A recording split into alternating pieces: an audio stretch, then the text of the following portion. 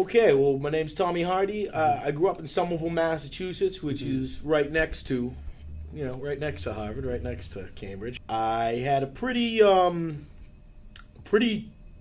key middle class upbringing.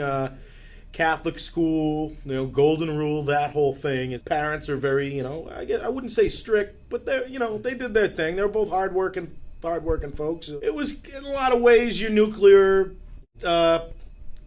picture of the '80s family. I mean, there's a lot of, other stuff, of course, but that's everybody's household, I guess. Now, as it goes into work, see, I mean, I don't know. I guess from a young age, for whatever reason, a lot of folks in my family thought I was this uber smart guy.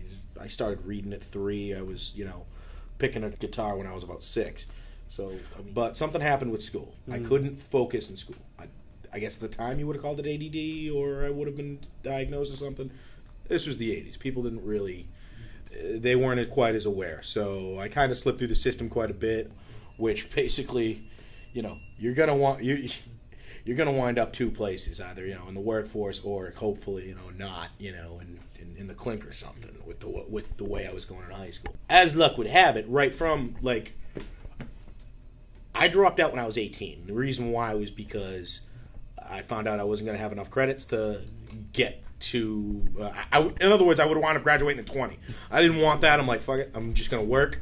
And got my GED in 2 weeks. My first job ever was... Let's see. There's 2 of them that happened within succession. One was a roofing company. And my very first job was in a church steeple in Cambridge. Right after that, around the same time, I guess, I started working at a cleaning company where I'd... basically go in rich people's houses and clean them. It wasn't that bad a gig. You kind of, you're in there early in the morning while they're in work. You're doing your thing, and it's very self-explanatory. There's a few other really, sort of loose end type jobs at Walgreens, D'Angelo's here and there. But I was always working.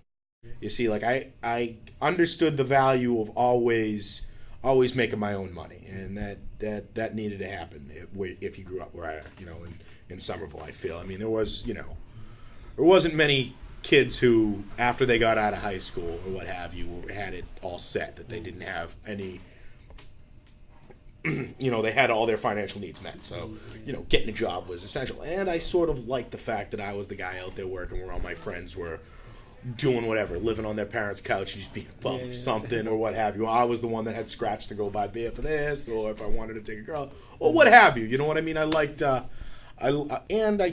always still, to this day, like the idea of a day's work. I don't know why.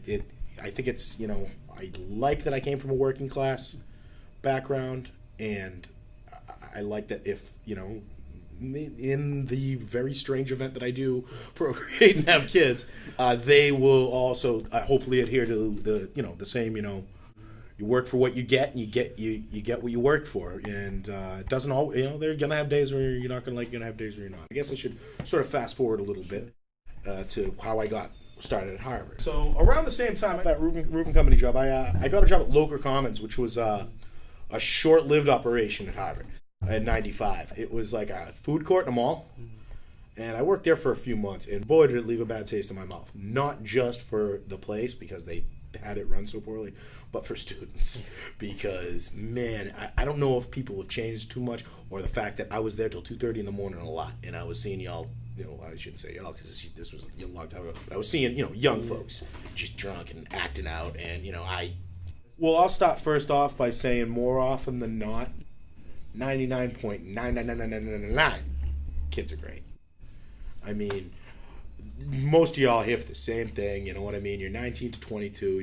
I relate to people in this age group, and I relate to what it's like to I get along better than I don't with kids. There's always stuff that happens outside of your control. The trick is not to get upset by it. A lot easier said than done. Somebody's gonna say something you're not gonna dig. I had a tutor one time.